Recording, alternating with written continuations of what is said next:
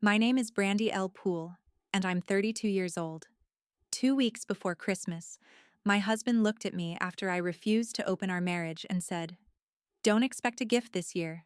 You don't deserve one." I stared at him and replied, "Fair enough, but you'll still get your gift." He thought I meant the expensive watch hidden in my dresser. What I actually gave him was divorce papers and an empty house. Evan was 30, worked in public relations, and had been my husband for 5 years. I'm an electrical engineer. For most of our relationship, the difference between us worked. I was stability. Evan was energy. I handled the mortgage, investments, insurance, and every boring detail that kept our life moving. Evan brought spontaneity. Then about 6 months ago, something changed. It started with the gym. Then came the expensive wardrobe, the networking events, and the sudden obsession with leveling up. His phone became private in a way it had never been before. If I walked near him while he was texting, the screen disappeared against his chest. He started criticizing my career because I was satisfied with a six-figure engineering salary instead of trying to build some flashy startup. "You're stagnant, Brandy." That became his favorite word. Our house was stagnant. Our routines were stagnant. Apparently, stability, the thing he had loved when we married, was now evidence that I lacked vision. Still, I planned Christmas like nothing was wrong. I bought him a gold watch he had been admiring for months and hid it behind some sweaters in my dresser. Then, during the first week of December, Evan sat beside me on the couch. He didn't even look at me. He was scrolling Instagram when he said, "I can't do this anymore." My stomach dropped. "Are you asking for a divorce?" He scoffed. "God, Brandy, don't be dramatic. I don't want to lose the house." That sentence should have warned me. "What do you want?" "I think we should open the marriage." I stared at him. He immediately launched into a speech about ethical non-monogamy, personal freedom, emotional expansion, and how traditional marriage was an outdated control mechanism. It sounded rehearsed, like something downloaded directly from a podcast into his mouth. "No." He finally looked at me. "No? I'm not opening our marriage, Evan. I married one man. I'm not sharing my husband." His face changed. Contempt. "You're so insecure. Because I expect my husband to remain my husband? This is exactly why I feel trapped. You limit me. You're an anchor dragging me into suburban mediocrity." Then he stood and grabbed his keys. It was 8 o'clock on a Tuesday. "Where are you going?" "Networking event." At the door, he turned and smiled. "Don't expect a Christmas gift from me this year. You don't deserve one. Gifts are for partners who support growth, not jailers." Something inside me went completely silent. "Fair enough," I said. "But you'll get your gift." He rolled his eyes. "Whatever. Just don't buy me something boring." Then he left. An hour later, his tablet lit up on the coffee table. It was synced to his phone. The notification was from a woman named Marissa. I unlocked the tablet and read everything. They had met at a conference in October. They weren't discussing an open marriage. They were already having an affair. One message from Evan read, "Brandy looked devastated when I brought it up. She'll cave eventually." Marissa replied, "Keep pushing. Don't leave yet. You need her salary for the mortgage." Then Evan wrote, "I can't wait for Christmas. I told her I have a PR crisis so I can spend the whole day with you." I sat alone beneath the lights of our Christmas tree and understood the entire plan. Evan didn't want freedom. He wanted my stability paying the bills while another woman gave him excitement. I closed the tablet carefully, deleted the notification, and for the first time since we married, I stopped thinking about how to save us. I started planning how to leave. The next morning, I didn't confront Evan. That surprised even me. I had spent half the night imagining every possible version of the conversation, screaming, crying, throwing his tablet onto the bed, asking how long he had been sleeping with Marissa, asking whether any part of our marriage had been real. By sunrise, I understood none of those questions mattered. The messages had already answered them. So I became boring. When Evan brought up opening the marriage again over breakfast, I just nodded. I'm thinking about it. I need time. His whole posture changed. He thought I was surrendering. Over the next 2 weeks, he became almost cheerful around me. Sometimes he even treated me with this strange pitying kindness, like I was a dog he had successfully trained not to bark. Meanwhile, I was dismantling our marriage piece by piece. I took a half day from work and met with a divorce attorney named Karen Walsh. She was sharp, practical, and completely unimpressed by Evan's philosophy about personal freedom. I showed her the screenshots. She read them twice. So he proposed an open marriage after the affair already started. Yes. And this woman specifically tells him not to leave because they need your income for the mortgage? Yes. Karen leaned back. Keep everything. Don't confront him. Don't move money recklessly. Stay clean. That became my strategy. I found a modern one-bedroom apartment across town with polished concrete floors and almost no personality. Perfect. Lease started December 23rd. Then I separated our finances. Our joint checking and savings accounts were divided exactly in half. Not 51%. Not one extra dollar. Half. I moved my portion to a different bank and saved every receipt. Then I secured my personal property. Passport. Birth certificate. Social security documents.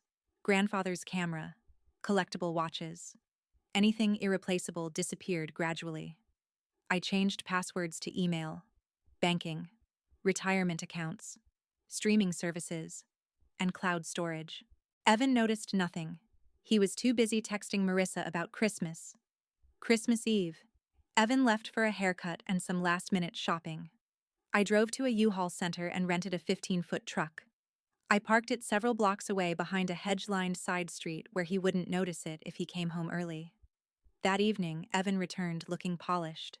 New haircut, expensive sweater, far too excited for someone supposedly facing a work emergency on Christmas morning. He poured wine. I really hate that I have to work tomorrow. I looked at him. I know. This could be big for my career. Then you should go. His smile widened. You're finally starting to understand. I almost admired how easily he lied. Christmas morning, Evan dressed like he was going on a date because that was exactly what he was doing. Cashmere sweater. The diamond cufflinks I had given him the previous Christmas. Cologne. He grabbed his keys, then paused. Remember what I said about gifts? I remember. We need to reset expectations. Independence is the best gift partners can give each other. I lifted my coffee. Drive safe. He didn't kiss me. The door closed. I watched his car disappear. Then I waited 2 minutes. The moment he turned out of the neighborhood, I ran for the U-Haul. For the next 6 hours, I worked like a machine. I took the television I had paid for, the sound system, gaming console, router, modem, espresso machine, blender, good cookware, my restored furniture. I stripped the bed and packed the expensive sheets, duvet, and memory foam topper. I even took the shower curtain because I had bought it. Petty? Maybe. But after 5 years of providing every comfortable detail of his life while he called me an anchor, I wanted him to understand exactly what my boring stability looked like when it disappeared. By 3 in the afternoon, the house echoed. I left the sectional sofa and dining table because they were too heavy. Everything else that mattered to me was gone. Then, I placed one small red gift box in the center of the kitchen island. Inside was a flash drive containing the screenshots of Evan and Marissa's messages. The bank receipts proving I had taken exactly half. A copy of the divorce petition Karen had filed 2 days earlier. And resting on top, my wedding ring. I added one handwritten note. You said I didn't deserve a Christmas gift. You were right. I deserved peace instead. This is yours. I locked the front door, dropped my key through the mail slot, and drove away. That evening, sitting on the floor of my new apartment eating pizza, my old Gmail account started exploding with notifications. The first email arrived at 8:17. Where are you? Why is the TV gone? 13 minutes later. Brandy, did we get robbed? Call me now. Then, at 9:05, I found the box. You are insane. I took another bite of pizza. Christmas had finally started. At 9:15 p.m., my phone rang from a blocked number. I knew who it was. For a moment, I considered letting it go to voicemail. Then I answered. I didn't say anything. "You absolute psycho!" Evan's voice cracked through the speaker. "You can't just disappear. You took half the house." "I took what I paid for." "You took the router." I almost smiled. "You took the shower curtain, Brandy." "How am I supposed to shower?" "That sounds like a logistical problem for a single man." "I am not single. We're married." "Check the red box." Silence. Then his voice changed. "You filed for divorce?" "Yes." "You can't do this because of some messages." "Some messages?" I leaned against the wall of my new apartment. "You were sleeping with Marissa before you ever asked me to open the marriage. You were planning to spend Christmas with her while keeping me around because my paycheck helped cover the mortgage." "That's not—" "Your own messages say it." He went silent. "You wanted autonomy," I continued. "You called me a jailer. You said monogamy was holding you back." "Brandy, please. You wanted an open marriage." I took a sip of beer. "Congratulations. You now have the most open marriage possible." "What does that even mean?" "You're free." Then I hung up and blocked the number.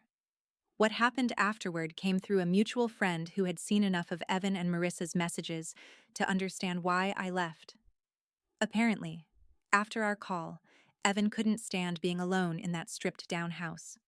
So he packed a suitcase and drove straight to Marissa's condo. Christmas night, 10 o'clock. Mascara wasn't involved, obviously, but from what I heard, he looked wrecked, red-eyed, frantic, carrying luggage and expecting the woman who had spent months calling him exciting to welcome him into their new life. Instead, Marissa panicked, because apparently sleeping with someone's married husband was thrilling when he had a home to return to.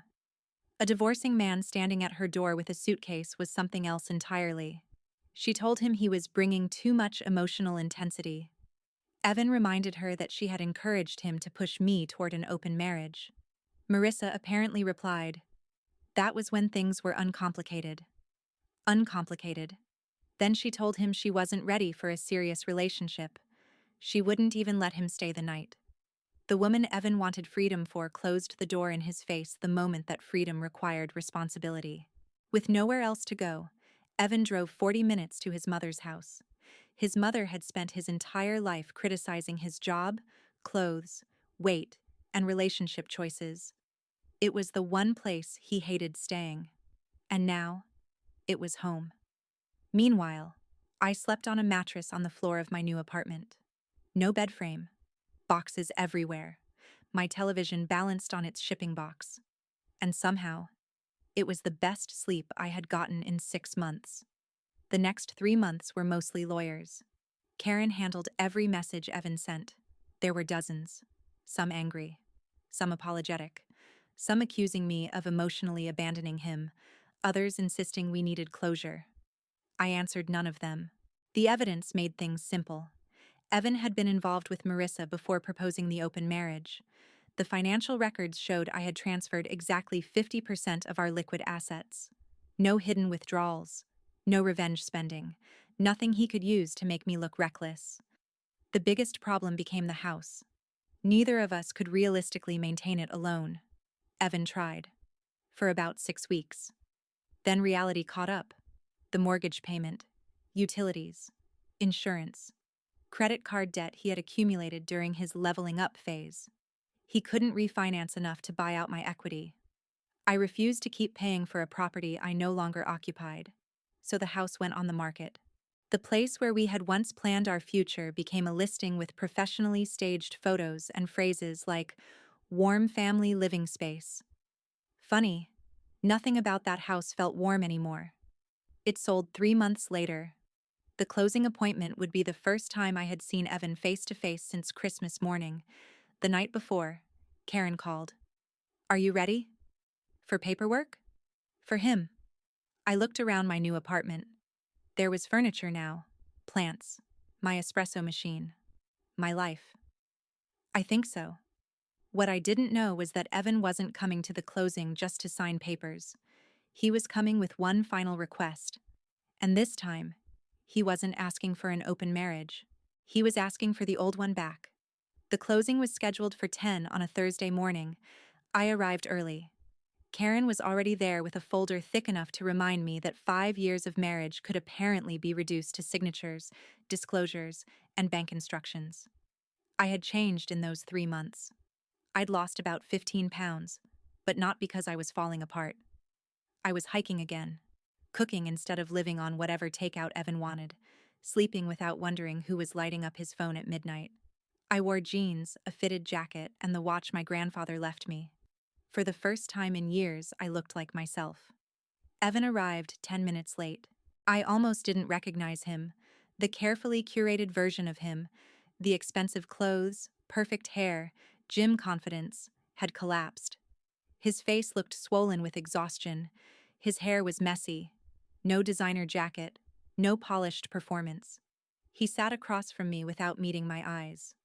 For almost an hour, we signed papers. The house sale, division of equity, final financial releases. Every signature removed another thread connecting us. When the notary and attorneys stepped out to make copies, Evan and I were alone. He picked at the edge of his sleeve, then finally said, "Marissa was a mistake." I glanced at him. "Okay." His eyes lifted. "Okay? What do you want me to say?" "I don't know. Something." "There isn't much left to say." His jaw tightened. "We were together for 8 years, Brandy. 5 married. 3 before that." "I remember." "Does that mean nothing?" "It meant everything." I paused. "Until you decided it didn't." His eyes filled. I was confused. "No. You were dishonest." She got into my head. I almost laughed. "Marissa didn't type your messages for you." "I was having some kind of crisis." "You told her I looked like a kicked puppy when you asked to open the marriage." He looked down. "You told her to keep pushing because you thought I'd eventually surrender." "That was awful." "I know. You planned to spend Christmas with her while I sat home believing you were working." "I know.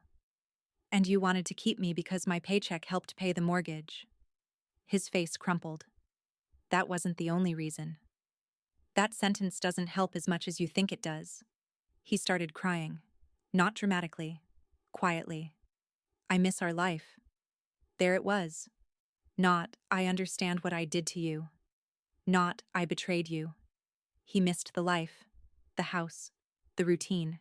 The stability he once called boring. "I'm staying with Mom," he said. "It's miserable." "I'm sorry." She criticizes everything. My job. My clothes. What I eat. I said nothing. "I'm in therapy now." "Good. We could do counseling." "No." His head lifted sharply. "Brandy, please." "No. I can fix this." I finally looked directly at him. "You keep saying that like our marriage is a broken appliance." He flinched. "You didn't make one mistake, Evan. You built a second relationship while insulting me for making our first one stable." "I know. You asked for freedom only after you had already taken it." He reached across the table, palm open. "I still love you." I looked at his hand. Nothing moved inside me. No anger. No longing. That was how I knew it was truly over. "I don't love who I became around you." His hand slowly withdrew. "You destroyed my life over a few texts." There it was. The last little attempt to make my response larger than his betrayal. "I didn't destroy anything." I stood and buttoned my jacket. "You called me a jailer. You said I was holding back your growth. You wanted excitement. You wanted autonomy. Brandy, you wanted an open marriage." He closed his eyes. "And now," I said, "you have the most open marriage possible." His face tightened. "You're single." I picked up my bag. "You're free. Please don't leave like this." I stopped at the door. He had used almost those exact words 3 months earlier when I left on Christmas. I turned back. "You told me I didn't deserve a gift." Tears slipped down his face. "You were right." He stared at me. "I deserved peace." Then I walked out. The spring air felt cold and clean. I got into my truck, rolled down the windows, and drove to a steakhouse. Ribeye, medium rare, Cabernet. No phone buzzing across the table, no hidden messages, no arguments about whether loyalty was outdated. Just silence. Good silence. The kind that doesn't mean something is wrong. The kind that means nobody is lying to you. I heard later that Evan had started dating again. That's his life now. Mine is simpler. I bought another espresso machine. I hike more. I work. I sleep well. And every Christmas, I remember the gift Evan told me I didn't deserve. Turns out he was right about the gift. He just misunderstood what it was. It wasn't jewelry. It wasn't forgiveness. It wasn't another chance. It was my own life back. And that was the best Christmas gift I ever gave myself.